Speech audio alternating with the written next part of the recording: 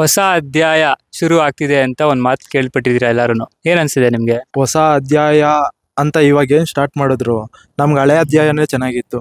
ಹಳೇದೇನಂದ್ರೆ first ಎಲ್ಲ ಗೆದ್ಕೊಂಬಂದು play of ಟೈಮಲ್ಲಿ ಸೋಲ್ತಾ ಇದ್ರು. ಇವಾಗ ಫಸ್ಟೇ ಕೊಡಕ್ ಶುರು ಮಾಡ್ಬಿಟ್ಟವ್ರೆ.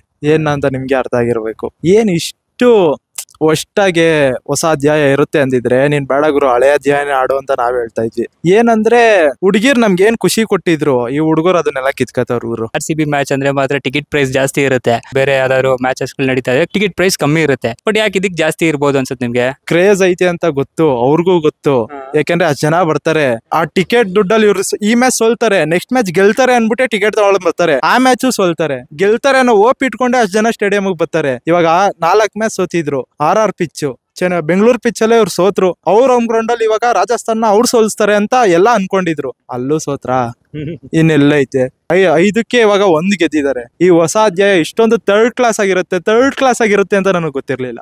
ಅಂದ್ರೆ ಟೋಟಲ್ 14 ಮ್ಯಾಚ್ ಇರುತ್ತೆ ಅಂತ ಹೇಳ್ತಾ ಇದಾರೆ. ಆಡಿರೋದ್ರಲ್ಲಿ ಒಂದೇ ಒಂದ್ ಮ್ಯಾಚ್ ಗೆದ್ದಿರೋದು. ಇನ್ ನೆಕ್ಸ್ಟ್ ಬರೋ ಮ್ಯಾಚಸ್ ಗಳಲ್ಲಿ ಗೆಲ್ತಾರೆ ಅಂತ ಒಂದು ಭರವಸೆ ಇದೆಯಾ? ಭರವಸೆ ಅನ್ನೋದು ಯಾವಾಗ ನಾವು RCB ಸಪೋರ್ಟ್ ಮಾಡ್ಕೊಂಡು 16 ವರ್ಷ ಬರ್ತಿದೀವ, ಭರವಸೆ ಅನ್ನೋ ಪದಕ್ಕೆ ಅರ್ಥನೇ ಗೊತ್ತಿಲ್ಲ. ಆತರ ಆಗ್ಬಿಟ್ಟೈತೆ.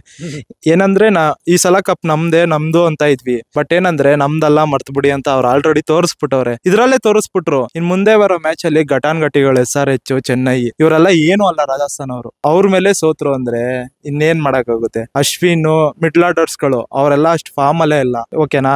ಇವಾಗ ಇವ್ರ ಕಡೆ ಬಂದ್ರೆ ಆ ವೆಲ್ ಜಾಕ್ಸ್ ಅಂತ ಒಬ್ಬ ಪ್ಲೇಯರ್ ಇದಾರೆ, ಅವರು ಲೋಕಿ ಫರ್ಗ್ಯೂಸನ್. ಅವ್ರನ್ನೆಲ್ಲ ಏನಕ್ಕೆ ಅಷ್ಟ್ ದೂರದಿಂದ ಕಳ್ಸ್ಬಿಟ್ಟು ಮ್ಯಾಚ್ ನೋಡಕ್ ಕುಣಿಸ್ಕೊಂಡವ್ರ? ಮ್ಯಾನೇಜ್ಮೆಂಟ್ ಸರಿ ಇಲ್ಲ ಅಂತ ಹೇಳ್ತಾ ಇದೀರಾ? ಸರಿಯಾಗಿ ಚೂಸ್ ಮಾಡಿಲ್ಲ ಅಂತ ಹೇಳ್ತಾರೆ ಪ್ಲೇಯರ್ಸ್ ನ. ಕಿತ್ತೋದ್ ನನ್ ಮಕ್ಳು ಗುರು. ಇಷ್ಟೆಲ್ಲ ಆಗ್ತೈತೆ ತಾನೆ.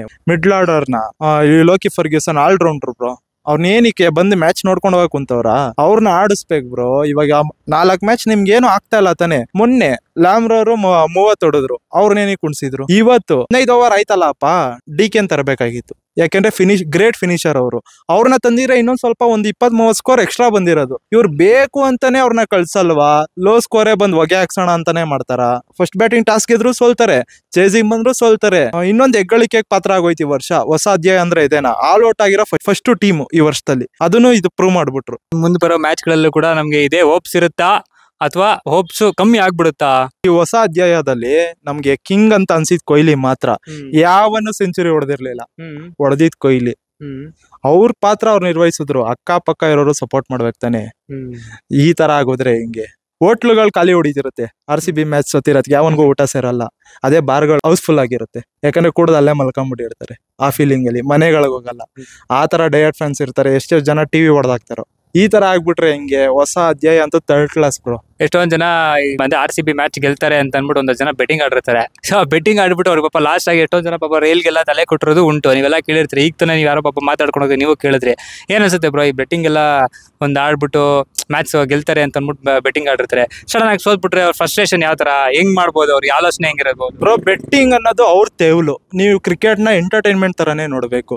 ಬೆಟ್ಟಿಂಗ್ ಆಡಿ ಇದು ಅದ್ ಗೆಲ್ಲುತ್ತೆ ಇದ್ ಗೆಲ್ಲುತ್ತೆ ಅದಕ್ಕೆ ದುಡ್ಡು ಕಟ್ಟೋದೆಲ್ಲ ತಪ್ಪು. ಮನೆ ಮಂದಿ ಎಲ್ಲ ಕುತ್ಕೊಂಡು ಮ್ಯಾಚ್ ನೋಡಿ, ಖುಷಿ ಪಡಿ, ಅವ್ರು ಸಪೋರ್ಟ್ ಮಾಡಿ. ಅದನ್ ಬಿಟ್ಟು ನೀವು ಬೆಟ್ಟಿಂಗ್ ಆಡಿ ಅದಕ್ಕೆ ದುಡ್ಡು ಕಳ್ಕೊಂಡ್ರೆ RCB ಹೊಣೆ ಅಂದ್ರೆ ತಪ್ಪಲ್ಲ. ಬೆಟ್ಟಿಂಗ್ ಆಡಿನೇ ಆ ಬ್ಯಾಡ್ ಲಕ್ ಅವ್ರಿಗೆ ಹೊಡ್ದಿ ಅವ್ರು ಸೋಲ್ತಾ ಇರೋದು. ಈ ಬೆಟ್ಟಿಂಗ್ ಎಲ್ಲ ಇಲ್ಲಿಗೆ ನಿಲ್ಸಿ. ಆಡ್ಗಳು ಯಾವ್ದು ಬಂದು ಬೆಟ್ಟಿಂಗ್ ಆಡಿ ಅಂತ ಯಾರು ಮಾಡಲ್ಲ. ದಯವಿಟ್ಟು ಅದೆಲ್ಲ ಇಲ್ಲಿಗೆ ನಿಲ್ಸಿ. ನೆಕ್ಸ್ಟ್ ಇದ್ರಲ್ಲಿ ನೀವ್ ಯಾರಿಗೆ ಸಪೋರ್ಟ್ ಮಾಡ್ತೀರಾ? ಮೆನ್ಸ್ RCB ಸಪೋರ್ಟ್ ಮಾಡ್ತೀರಾ, ವುಮೆನ್ಸ್ RCB ಸಪೋರ್ಟ್ ಮಾಡ್ತೀರಾ? ಬ್ರೋ ಇನ್ನು 100 ವರ್ಷ ಹೋಗ್ಲಿ, ನಾನ್ ಸಪೋರ್ಟ್ ಮಾಡೋದೇ RCBನೇ. ಇಬ್ಬರಿಗೂ ಸಪೋರ್ಟ್ ಮಾಡೋದು ನಾವ್ RCBಗೆನೆ. ಯಾಕಂದ್ರೆ ಹುಡುಗಿರ್ ಬೇಡ ಅಲ್ಲ, ಹುಡುಗರು ಬೇರೆ ಅಲ್ಲ.